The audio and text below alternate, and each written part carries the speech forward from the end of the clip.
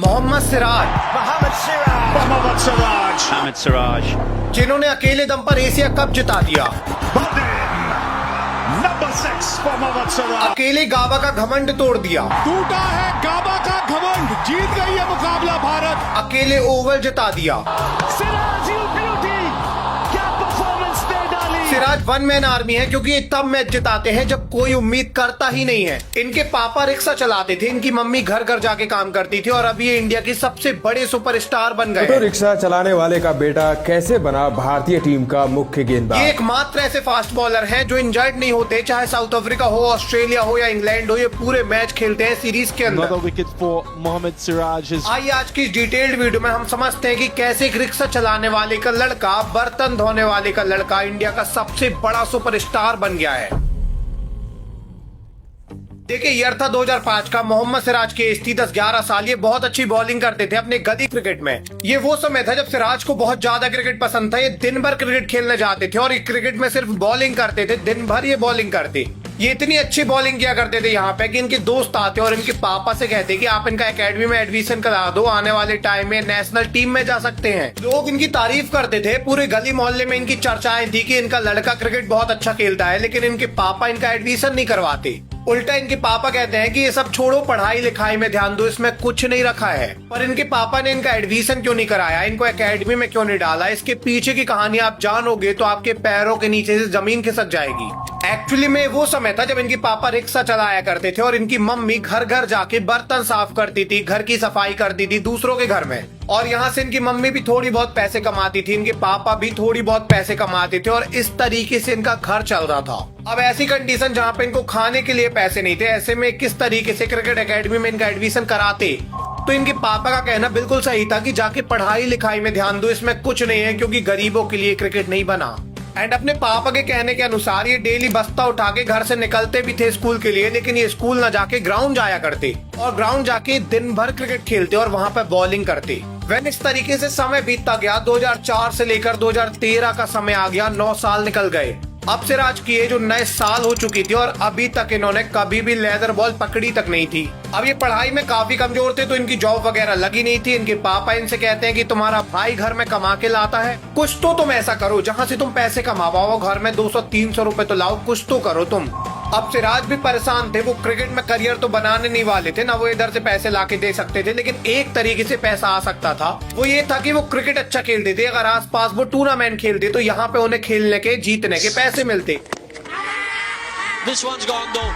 और सिराज ने यही किया। इनके आसपास जो भी टूर्नामेंट हुआ करते थे, जो भी टीम उतरा करती थी टूर्नामेंट में, ये टीम को अपनी बॉलिंग दिखाते और बताते कि मैं कितनी अच्छी बॉलिंग करता हूँ, मेरे पे कोई रन नहीं मार पाएगा, अगर आप मेरे को पर मैच के 200 रुपए दोगे तो मैं आपके साथ खेल लूंगा। इस तरीके से पैसे कमाते टूर्नामेंट के अंदर 200-200 रुपए और घर लाके पैसे दिया करते। अब देखिए इस समय में लोगों को एक चीज क्लियर हो गई थी कि आने वाले टाइम में सिराज प्रोफेशनल क्रिकेटर नहीं बनने वाले हैं। इसका कारण काफी सिंपल है, क्योंकि सिराज अभी 19 साल के हो गए, लेदर बॉल पकड़े नहीं है और 19 साल में लोग अंडर 19 खेलते हैं। तो यहाँ पे सबको समझ में आ गया था कि सिराज अब कोई भी प्रोफेशनल क्रिकेटर नहीं बन पाएंगे, ऐसे ही गली क्रिकेट खेलते रह जाएंगे और बाद में इनको कोई जॉब वगैरह करना पड़ेगा घर चलाने के लिए। बट किस्मत में कुछ और ही लिखा था, क्योंकि 2013 के बाद जब 2014 का समय आया तो 2014 में सिराज की उम्र 20 साल हो चुकी थी और इस पर्टिकुलर टाइम में इनका एक दोस्त था। अब देखिए इनका जो एक दोस्त था, इसकी काफी अच्छी दोस्ती थी एक सेक्रेटरी से। किस सेक्रेटरी से? सेक्रेटरी थे चार मीनार क्रिकेट क्लब के। मतलब इनके पास में जो क्रिकेट क्लब एकेडमी थी उसके सेक्रेटरी से इनके दोस्त की काफी अच्छी दोस्ती थी और वो उनको कहते कि आप मेरे दोस्त का खेल देखो, अगर आप उसका खेल देखोगे तो आप अपनी क्लब क्रिकेट टीम में उसको रख लोगे। बाद में जब ये देखते हैं एक्चुअली में सिराज की बॉलिंग तो इनको समझ में आता है कि सिराज हाथ घुमा के इतनी कमाल की बॉलिंग करते हैं, इतनी तेज पेस है इनके पास कि इतनी अच्छी बॉलिंग इनके क्लब में कोई नहीं करता है। तो ये सिराज को रख लेते हैं क्लब में ताकि सिराज क्लब क्रिकेट खेलेंगे इनके साथ। साथ में अब ये सिराज को परमिशन दे देते हैं कि पूरे दिन आके तुम एकेडमी में प्रैक्टिस करो, तुम्हारे एक भी पैसे नहीं लगेंगे क्योंकि तुम हमारी टीम से खेल रहे हो। और यहाँ से सिराज पहली बार 20 साल की उम्र में एकेडमी ज्वाइन करते हैं और पहली बार ये लेदर बॉल को हाथ में लेते हैं। अब यहाँ सोचने वाली बात ये थी कि 13 साल के लड़के आज IPL खेलने लग जा रहे हैं और सिराज ने 20 साल की उम्र में लेदर बॉल पकड़ी थी। क्या करेज था इनके अंदर, क्या डेडिकेशन था, इनको पता था कि अभी भी कुछ कर सकते हैं। और जब ये क्लब क्रिकेट में आते हैं यहाँ सिराज हर मैच के अंदर 5 विकेट लेके जाते थे, लगातार ऐसी बॉलिंग करते थे कि लोग देखते रह जाते थे। इवन सिराज इस पर्टिकुलर टाइम में नॉर्मल भी टूर्नामेंट खेलते थे। आप एक क्लिप देखो, यहाँ पे लीग क्रिकेट नॉर्मल खेल रहे हैं गली क्रिकेट में, जहाँ पे चप्पल पहन के बॉलिंग कर रहे हैं। अब जब इनके जो कोच थे इस एकेडमी के, देखते हैं कि सिराज इतनी ज्यादा अच्छी बॉलिंग कर रहे हैं, तो अंडर 23 के लिए वो सिराज को रेफरल देते हैं। वो कहते हैं कि तुम अंडर 23 के लिए ट्रायल दो, और अंडर 23 के कोच से वो बात करते हैं। वो बताते हैं कि ये लड़का बहुत अच्छा खेल के आ रहा है, इसने अंडर 19 वगैरह कुछ नहीं खेला है, लेकिन इसमें बहुत पोटेंशियल है क्योंकि ये बहुत अच्छी बॉलिंग करता है। इनके जो एकेडमी के कोच थे, इन्होंने बोला कि अगर आप इसका सिलेक्शन करोगे तो अंडर 23 में परफॉर्म कर सकता है और इसका फ्यूचर अभी भी बन सकता है क्रिकेट के थ्रू। और जब अंडर 23 के ट्रायल्स देने जाते हैं सिराज, तो सिराज यहाँ जान झोंक देते हैं। यहाँ पे बहुत अच्छी बॉलिंग करते हैं, इनकी लाइन लेंथ भी काफी ज्यादा बढ़िया थी और ये अंडर 23 की टीम में आ गए। इसके बाद तो मानो ये रुकने का नाम नहीं लेते हैं। 2015 के अंदर ये फर्स्ट क्लास डेब्यू कर लेते हैं। देखते ही देखते सैयद मुश्ताक अली ट्रॉफी में आ जाते हैं। अब जब इन्होंने हैदराबाद के लिए इतने ज्यादा विकेट लिए, तो इनकी किस्मत इस तरीके से पलटती है कि 2017 आईपीएल जब होता है, तो हैदराबाद की जो आईपीएल की ऑफिशियल टीम थी, SRH ने इनको 2 करोड़ 60 लाख रुपए में आईपीएल में रख लिया 2017 के अंदर। आप सोचिए, इनके पापा रिक्शा चलाते थे, इनकी मम्मी घर घर जाके बर्तन धुला करती थी, इनके पास पैसे नहीं थे खाने के लिए। हालत ये थी कि ये 6,000 रुपए महीने के नहीं कमा पा रहे थे, और अभी इनको इकट्ठे 2 करोड़ 60 लाख रुपए मिल गए थे। मुझे तो बहुत खुशी हो रही है, आईपीएल में सेलेक्ट हो गया। इसके बाद तो इनके पापा मम्मी इतने ज्यादा खुश थे कि ये इंटरव्यू में आते हैं, कहते हैं हमने सोचा नहीं था कि हमारा लड़का कुछ ऐसा कर देगा। हम जब भी इससे कहते थे कि बड़ा भाई कुछ कर रहा है, तुम भी कुछ करो, तो ये कहता था कि हम बहुत बड़ा करेंगे, कुछ बहुत बड़ा करके मैं जाऊंगा। और इसने आज कर दिखाया, इसने कमाल कर दिया है। इनके पापा कहते थे बस मेरी यही ख्वाहिश है कि इंडियन टीम में डेब्यू कर ली, टेस्ट जर्सी में मैं इसको देखना चाहता हूँ, मैं इसको ओडीआई जर्सी में देखना चाहता हूँ बस। बाद में 2017 आईपीएल में 6 मैच खेलते हैं, 10 विकेट भी लेके जाते हैं। हालांकि इनकी इकोनॉमी 9 की थी, इसके बाद भी 2017 में इनकी परफॉर्मेंस अच्छी आई थी आईपीएल में। और बाद में इनका T20 डेब्यू भी 2017 में हो गया, मतलब ये इंडियन टीम में भी आ गए। वेल, यहाँ तक सारी चीजें बिल्कुल सही हो गई थी। बस एक चीज थी कि अभी तक सिराज को कोई जानता नहीं था। बट ईयर आया 2018 का। 2018 में आरसीबी ने इनको 2 करोड़ रुपए में खरीदा ऑक्शन के अंदर। बट कमाल बात ये थी कि आरसीबी में जब ये गए, तो विराट कोहली के साथ इनकी ऐसी ट्यून मैच हुई कि यहाँ से इनकी पूरी किस्मत ही पलट गई। 2018 आईपीएल में जब ये विकेट लेते और सेलिब्रेट करते, तो विराट बहुत ज्यादा अग्रेसिव रहते, बहुत अग्रेशन से सेलिब्रेशन करते। विराट के साथ सिराज की ट्यून ऐसी मिलती है कि ये दोनों एक वाइब बन गए थे आरसीबी के लिए। आरसीबी फैंस के लिए विराट के साथ सिराज भी एक इमोशन बनने लग गए थे। बाद में सिराज ने अच्छी बॉलिंग की थी। 2018 के अंदर ये 11 विकेट ले गए थे आरसीबी की तरफ से। बाद में 2019 में अगेन ये 7 विकेट लेके जाते हैं, और इसके बाद 2020 में अगेन 10 विकेट लेके जाते हैं। अब देखिए, इनकी परफॉर्मेंस बहुत ज्यादा एक्सेप्शनल नहीं आई थी, लेकिन सबको भरोसा था कि ये हर बॉल में जान झोंक देते हैं, आने वाले टाइम में इंडियन टीम में तीनों फॉर्मेट में पक्का आएंगे। सबको भरोसा था कि इंडियन को मौका देगी तो ये परफॉर्म करेंगे, और 2020 में ही इंडियन को मौका देती है। एक्चुअली में 2020 के अंदर बीजीटी होना था, 2020 के एंडिंग में, मतलब दिसंबर और जनवरी में। तो 2020 और 2021 में जो दिसंबर जनवरी में बीजीटी होना था, इसमें सिराज का नाम आया और यहाँ पे सिराज का डेब्यू होना था। अब इसके बाद सबकी उम्मीद काफी ज्यादा बढ़ गई। सिराज का टेस्ट डेब्यू होने वाला था, इनके पापा का सपना पूरा होने वाला था कि ये टेस्ट खेलने वाले हैं। साथ में मैनेजमेंट भी देखना चाहता था कि ये कैसा खेलेंगे। अगर ये अच्छा खेलते तो ये परमानेंट प्लेयर बन जाते टीम इंडिया की। और इस दिसंबर में होने वाली सीरीज के लिए 14 नवंबर को टीम रवाना हो जाती है ऑस्ट्रेलिया टूर पर। वेल, ये सीरीज तो दिसंबर में स्टार्ट होनी थी 2020 के अंदर, तो नवंबर में टीम इंडिया क्या करने गई थी ऑस्ट्रेलिया? ये सवाल काफी लोगों के मन में होगा, लेकिन एक्चुअली में टीम इंडिया इसलिए गई थी नवंबर में क्योंकि इस समय कोविड चल रहा था। और कोविड के कारण अगर टीम कोई भी देश के दौरे में जाएगी तो 14 दिन तक वो क्वारंटीन में रहेगी, और इसीलिए ये टीम जल्दी चली गई थी क्योंकि 14 दिन क्वारंटीन में रहना था। उसके बाद इनको प्रैक्टिस वगैरह भी करनी थी ऑस्ट्रेलिया की पिच के हिसाब से। तो ये 14 नवंबर को ही रवाना हो गए। 14 नवंबर को जब ये ऑस्ट्रेलिया पहुंचते हैं, तो यहाँ ये सारे के सारे खिलाड़ी क्वारंटीन हो जाते हैं। अब सिराज काफी खुश थे कि आने वाली सीरीज में मेरा डेब्यू होगा, मेरे पापा मुझे खेलता देखेंगे इंडियन टीम में। मेरे पापा जो रिक्शा चला रहे थे, उनके लिए मैंने इतना कुछ किया है, अभी मैं व्हाइट जर्सी में भी उनको खेलता दिखूंगा। और ये बहुत ज्यादा खुश थे कि मेरा डेब्यू भी हो रहा है। इनको पता था कि ये जान झोंक देंगे इस डेब्यू सीरीज में। सब कुछ सही जा रहा था। और 6 दिन क्वारंटीन के बाद 20 नवंबर को खबर आती है कि इनके पापा की डेथ हो गई है।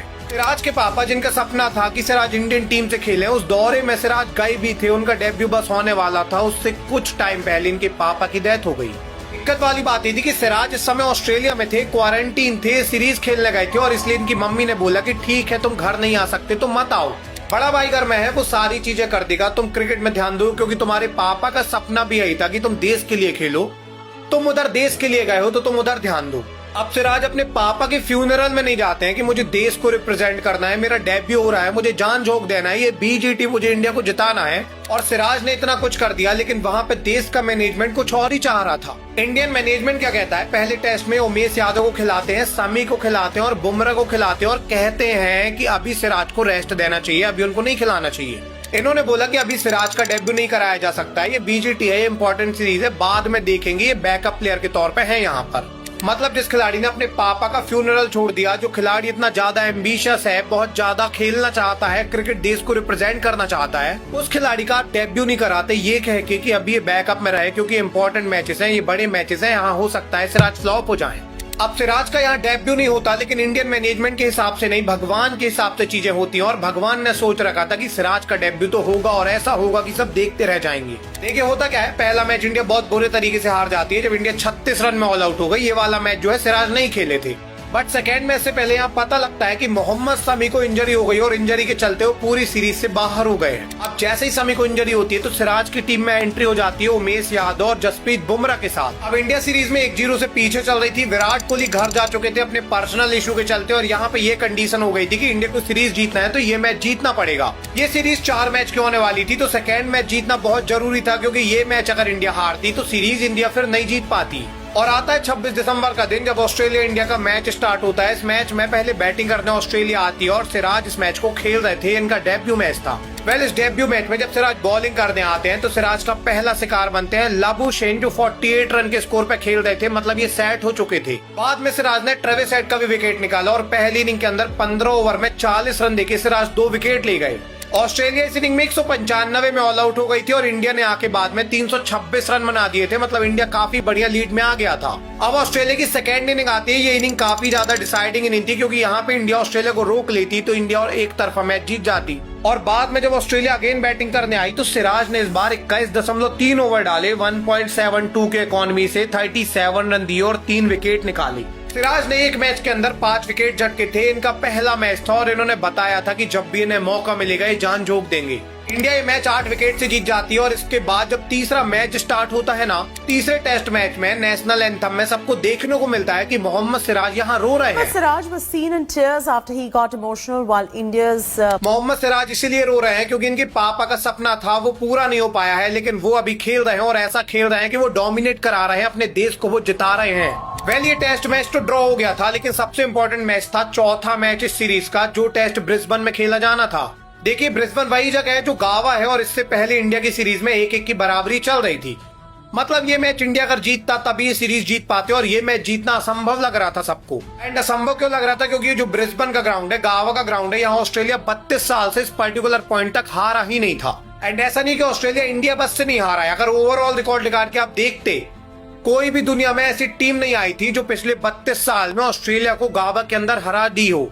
इससे पहले मतलब 2021 से पहले 1988 में ऑस्ट्रेलिया गावा में हारा था वेस्ट इंडीज से। इसके बाद इंग्लैंड गई थी, इंडिया गई थी, वेस्ट इंडीज गई थी, सब देश चले गए, साउथ अफ्रीका चली गई, लेकिन ऑस्ट्रेलिया गावा में एक मैच नहीं हारी। तो सबको यही लग रहा था कि इंडिया ये मैच नहीं जीतेगी, मतलब इंडिया सीरीज तो अब नहीं जीतने वाली है, ये मैच या तो ड्रॉ होगा या इंडिया हारेगी। और बाद में जब ये मैच स्टार्ट हुआ तो ऑस्ट्रेलिया की पहले बैटिंग आई। ऑस्ट्रेलिया ने बैटिंग करते हुए 369 रन बना दिए, जहां पर मोहम्मद सिराज को सिर्फ 1 विकेट मिला। हाँ, इंडिया ने बाद में बैटिंग करते हुए 336 रन बनाए, लेकिन इसके बाद भी अभी लीड में तो ऑस्ट्रेलिया ही थी ना। यहाँ से मैच फिसल जाता है इंडिया के हाथ से। बस इंडिया को एक चीज करनी थी और वो ये था कि ऑस्ट्रेलिया जब सेकेंड इनिंग में बैटिंग करने आएगा तो इंडिया जितने जल्दी हो सकता है उतने जल्दी ऑस्ट्रेलिया को बोल्ड आउट कर दे। और यहाँ पर सबकी नजर थी कि बुमराह आप कुछ कर सकते हैं, क्योंकि बुमराह ही अभी तक करते आए हैं सीरीज में, बुमराह ही ज्यादा विकेट निकाल रहे हैं। बट इधर पे बुमराह नहीं, इधर पे काम करते हैं मोहम्मद सिराज, जिनकी डेब्यू सीरीज थी। सिराज ने 19.5 ओवर डाले इस इनिंग के अंदर, 73 रन दिए और 5 विकेट निकाले। ये इनका पहला पंजा था और इनका पहला पंजा आया था उस विनिंग कॉज के लिए जहां पे इंडिया ने गाबा का घमंड तोड़ा, क्योंकि बाद में जब शुभमन गिल ऋषभ पंत बैटिंग करने आए तो इंडिया ने तोड़ दिया गाबा का घमंड। टूटा है गाबा का घमंड, जीत गई है मुकाबला भारत। इस मैच के बाद सबकी नजर थी कि ऋषभ पंत ने कमाल कर दिया इस मैच के अंदर, हम सीरीज जीत गए ऋषभ के चलते। लेकिन किसी का ध्यान नहीं गया। लेकिन दो सुपरस्टार इस सीरीज के बाद निकल के आए थे और दोनों ने कमाल कर दिया था। अभी के टाइम में दोनों बहुत बड़े खिलाड़ी बन गए और दोनों में पहला नाम था शुभमन गिल का और दूसरा था मोहम्मद सिराज का। शुभमन गिल ने गावा वाले मैच में 91 रन बनाए थे और इस मैच के अंदर मोहम्मद सिराज ने 5 विकेट निकाले थे सेकेंड इनिंग में। पूरी सीरीज में मोहम्मद सिराज ने 3 मैच के अंदर 13 विकेट निकाली थी और बताया था कि ये लिटरली कमाल की बॉलिंग करने वाले हैं आने वाले टाइम पर। हालांकि इसके बाद ये 2022 जब आता है तो 4 टेस्ट मैच में 10 विकेट ले पाते हैं, 6 वनडे मैच में 9 विकेट ले पाते हैं, आईपीएल में कुछ कर नहीं पाते ज्यादा। और 2021 के बाद 2022 इनका काफी ज्यादा नॉर्मल जाता है, काफी डिसेंट जाता है, किसी का ध्यान ज्यादा इन पर नहीं जाता। बट ईयर आता है 2022 के बाद 2023 का और इस ईयर ने पूरी चेंज कर दी सिराज की लाइफ। 2023 का जब ईयर आया तो यहाँ पे सिराज ने कुछ ऐसा किया जिसके बाद कहा जाने लगा कि सिराज बहुत बड़े बॉलर बनने वाले हैं तीनों फॉर्मेट के। देखिए होता क्या है कि 2023 के स्टार्टिंग में सबसे पहले आरसीबी इनको 7 करोड़ रुपए में खरीदती है। एक्चुअली में 2018 से लेकर 2022 तक आरसीबी इनको 2 करोड़ रुपए दे रही थी, बट 2022 में जब इन्होंने इनको रिटेन किया था तो इन्होंने 7 करोड़ में रिटेन किया था और वही 7 करोड़ ये 2022 में देते हैं। 2023 में भी इनको 7 करोड़ रुपए ये देते हैं। तो 7 करोड़ के बेस प्राइस में रिटेन हुए थे, लेकिन इस बार इन्होंने 17 करोड़ वाली परफॉर्मेंस निकाल के दी क्योंकि 19 विकेट ले गए पूरे आईपीएल में। आईपीएल में इनकी कमाल की परफॉर्मेंस थी और आईपीएल के बाद जस्ट जून के महीने में यहाँ WTC फाइनल होना था। इस फाइनल में बुमराह नहीं खेलने वाले थे क्योंकि बुमराह इंजर्ड थे। फाइनल काफी ज्यादा इंपॉर्टेंट था क्योंकि आईसीसी टूर्नामेंट का फाइनल था और यहाँ पे इंडिया के लिए सबसे ज्यादा विकेट मोहम्मद सिराज ने लिए, एक इनिंग में 4 और अगली इनिंग में 2। सिराज ने पूरे मैच के अंदर 6 विकेट निकाले थे। हालांकि इंडिया ये मैच हार गई क्योंकि और किसी ने परफॉर्म नहीं किया था, वरना सिराज ने यहाँ भी जान झोंक दी थी और कमाल की बॉलिंग की थी। और इसी के जस्ट बाद एशिया कप होना था और एशिया कप में तो ये और कमाल करते हैं क्योंकि एशिया कप होता है श्रीलंका इंडिया के बीच में और इंडिया से जब श्रीलंका का मैच होता है तो श्रीलंका की पहली बैटिंग आती है। सब लोग एक्सपेक्ट करते हैं कि श्रीलंका बहुत रन बनाएगी। सब लोग इसलिए एक्सपेक्ट करते हैं क्योंकि श्रीलंका पाकिस्तान को अभी हरा के आ रही है सेमीफाइनल में। 42 ओवर में 252 चेस करके आ रही है। ऐसे में फाइनल में अपने ही ग्राउंड में 50 ओवर में 300 रन तो बनाएंगे कम से कम। बट यहाँ पे तो जब श्रीलंका की बैटिंग आती है तो स्टार्टिंग में ही सिराज अपने दूसरे ओवर में 4 रन देके 4 विकेट लेके चले आते हैं। पूरे मैच में सिराज ने 21 रन खर्चे, 6 विकेट निकाली। ये मैच इंडिया 10 विकेट से जीत गई और ये रिकॉर्ड जीत थी इंडिया की। आप सोचिए मोहम्मद सिराज ने अकेले दम पे इंडिया को एशिया कप जिता के रख दिया और इस पर्टिकुलर पॉइंट तक सिराज तीनों फॉर्मेट के बहुत बड़े प्लेयर माने जाने लगे। सबसे पहले आईपीएल के अंदर 19 विकेट, इसके बाद WTC में मोस्ट विकेट टेकर और उसके बाद एशिया कप में भी इतने ज्यादा विकेट। सबको लगा सिराज ने तो कमाल कर दिया है, चाहे T20 आए हो, चाहे ODI हो, चाहे टेस्ट हो, हर जगह विकेट निकाल रहे हैं। इवन अगर आप देखोगे तो ना WTC में बुमराह थे, ना इनकी आईपीएल टीम में बुमराह थे, ना इसके बाद ODI एशिया कप में बुमराह थे। ये सारी चीजों में सिराज ने डोमिनेट किया था बुमराह के बिना। हालांकि इसके बाद जब 2023 ODI वर्ल्ड कप आया तो इस वर्ल्ड कप में सिराज 14 विकेट ही ले पाए, लेकिन किसी का सिराज पर ध्यान नहीं गया क्योंकि मोहम्मद शमी और बुमराह ने बहुत सारे विकेट निकाले 2023 वर्ल्ड कप के अंदर। तो मिला जुलाकर 2023 का साल जो था वो सिराज के लिए बहुत राइजिंग ईयर था। सिराज हर जगह पीक में जा चुके थे। यहाँ से सबको लग रहा था कि सिराज बहुत गोटेड प्लेयर बनने वाले हैं, बुमराह के बाद ये बहुत बड़ी चीज होंगे इंडिया के लिए। बट 2023 के बाद 2024 में एकदम से सिराज का डाउनफॉल सा आ गया।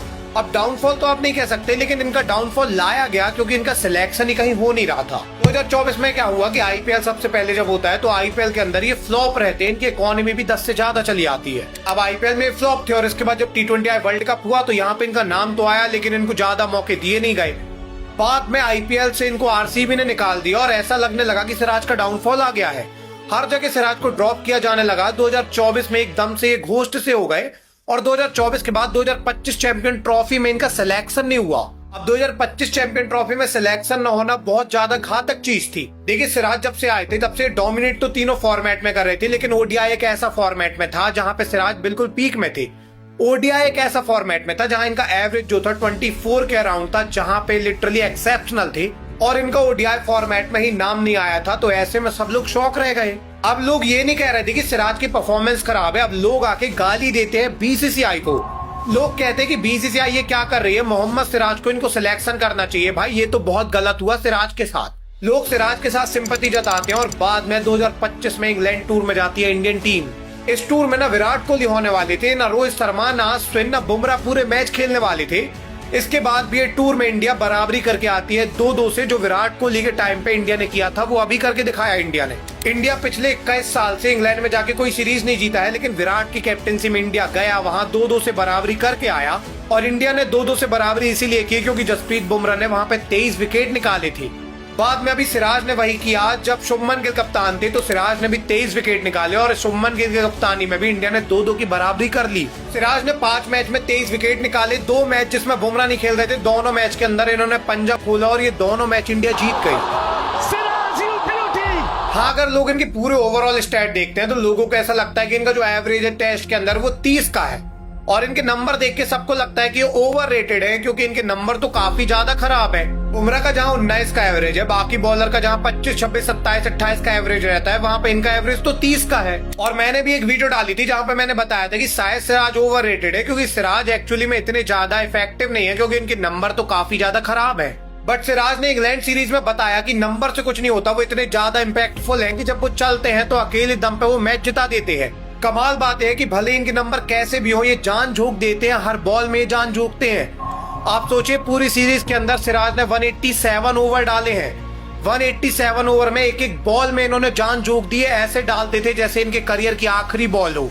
इतनी ज्यादा मेहनत, पूरी जान झोंक देना, सब कुछ अपना सौंप देना उस बॉल के लिए। और आज यही चीज सबको मजबूर करती है कि पूरे वर्ल्ड क्रिकेट के बड़े बड़े लेजेंड जो है वो सिराज की तारीफ करते हैं क्योंकि सिराज जान झोंक देते हैं हर एक बॉल पर। अभी आप देखिए कि बुमराह के साथ सिराज का एवरेज 35 का है, मतलब ये बहुत कम विकेट ले पाते हैं बुमराह के साथ, लेकिन बुमराह के बिना इनका एवरेज 24 का है। लिटरली 24 का एवरेज जॉस हेजलवुड का है, इवन 25-26 का एवरेज तो मिचेल स्टार्क का है, मतलब सिराज इनके बराबर है बिना बुमराह के। और ये इसलिए हो पाता है क्योंकि सिराज जब बुमराह नहीं रहते तो वो खुद पे भरोसा करते हैं और जान झोंक देते हैं विकेट निकालने के लिए। सिराज को पता रहता है कि पूरे विकेट नहीं लेने हैं बिना बुमराह के, और ये लेके भी जाते हैं पूरे विकेट लगातार। आज शायद सिराज का एवरेज 30 इसलिए है टेस्ट में क्योंकि ओवरऑल बुमराह के साथ ये ज्यादा विकेट नहीं ले पाते क्योंकि बुमराह ही विकेट लेके चले जाते हैं। बट जब भी बुमराह नहीं रहते तो सिराज ने बताया है कि ये गोटेड प्लेयर है, नंबर से मायने नहीं रखता है। इवन सिराज को जो वन मैन आर्मी बनाता है वो ये नहीं है कि इनके नंबर कैसे है, बुमराह के साथ कैसे है, बिना बुमराह के कैसे है, या फिर ये क्या कर रहे हैं। इनको एक्चुअली वन मैन आर्मी बनाता है इनका पोटेंशियल। आप सोचिए, इंडिया में इतने सारे बॉलर आए हैं लेकिन आज तक एक भी ऐसा बॉलर नहीं आया है जो साउथ अफ्रीका जाके, इंग्लैंड जाके, ऑस्ट्रेलिया जाके पूरे मैच खेला हो। कपिल देव के बाद सिराज एक लौते ऐसे बॉलर है जिन्होंने साउथ अफ्रीका जाके सीरीज के सारे मैच खेले, इंग्लैंड जाके सारे मैच खेले, ऑस्ट्रेलिया जाके सारे मैच खेले। आज तक वर्ल्ड क्रिकेट में ऐसा कोई बॉलर नहीं आया है, इतने सारे बॉलर आए लेकिन सब इंजर्ड हो जाते हैं या फिर वर्कलोड के कारण उनको रेस्ट लेना पड़ता है। अभी आप बुमराह को ही देख लें, ऑस्ट्रेलिया भी जाते हैं बुमराह तो 1-2 मैच नहीं खेल पाते हैं, इंडिया में भी रहते हैं तो भी 1-2 मैच ये नहीं खेल पाते हैं और रेस्ट लेते हैं। बट मोहम्मद सिराज एक लौते ऐसे बॉलर हैं कपिल देव के बाद जो हर जगह गए हैं, पूरे मैच खेले हैं, ना वर्कलोड की दिक्कत ना इन्हें इंजरी होती है। सिराज से पूछा भी गया प्रेस कॉन्फ्रेंस में कि आपका हाथ नहीं दुखता, आपको इंजरी नहीं होती, आप कैसे खेल लेते हो, कैसे इतने पोटेंशियल से, इतनी एनर्जी से इतनी बॉलिंग करते हो। तो सिराज ने बोला कि मैं देश के लिए खेल रहा हूँ और मैं देश के लिए एक बॉल में जान झोंक दूंगा, मुझे इतना बड़ा मौका मिला है तो मैं इसको बेस्ट दूंगा, अपना बेस्ट दूंगा देश को जिताने के लिए। वैसे आपको सिराज की ये वीडियो पसंद आई हो तो बुमराह की ये वीडियो देख लीजिए, इंडिया विन की ये वीडियो देख लीजिए, आपको बहुत मजा आएगी। मिलेंगे अगली वीडियो में, तब तक के लिए धन्यवाद।